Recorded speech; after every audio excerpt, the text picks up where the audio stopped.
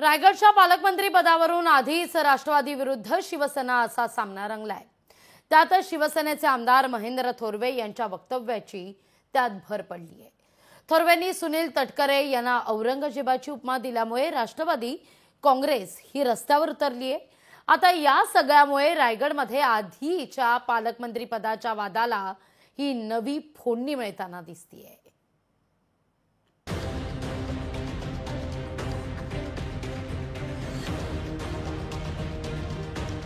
रायगडमध्ये राष्ट्रवादी विरुद्ध शिवसेना वाद।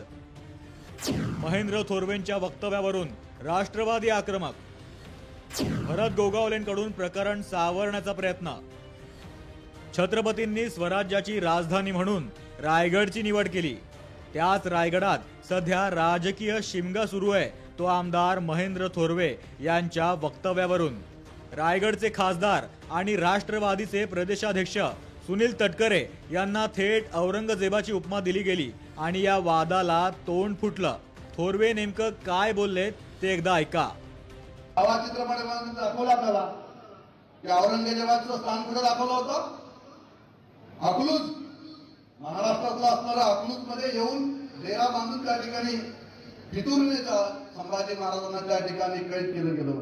आता औरंगजेब कुठे सुतारवाडीमध्ये बसलेला आहे।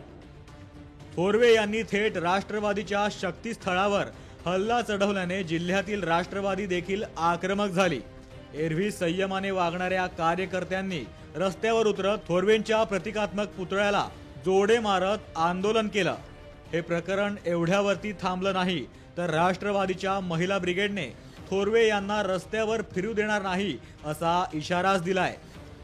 कर्जतचे जे आमदार आहेत महेंद्र थोरवे, ते अपघाताने आमदार झालेले आहेत। राष्ट्रवादी काँग्रेस पार्टीचीच त्यांच्यावर मेहरबानी आहे म्हणून ते आमदार झालेले आहेत। आज तटकरे साहेबांबरोबर बोलताना त्यांची जेवढी जीभ घसरली त्याबद्दल आम्ही राष्ट्रवादी महिला त्यांचा जाहीर निषेध करतोय की यापुढे देखील तुम्ही जर असं बेताल वक्तव्य करत राहिलात तर माणगाव तालुका नव्हे तर इव्हन संपूर्ण रायगड जिल्हा, महाराष्ट्र याच्यामध्ये सगळ्या ठिकाणी महिला वर्ग रस्त्यावर उतरेल।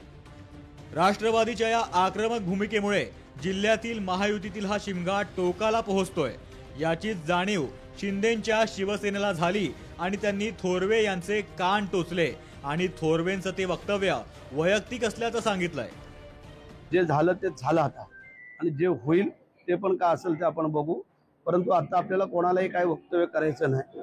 त्याप्रमाणे साहेबांनी समज दिली, उदय सामंतांनी समज दिली आणि आम्ही समज दिली। कारण जो कार्यक्रम होता तो वेगळा होता।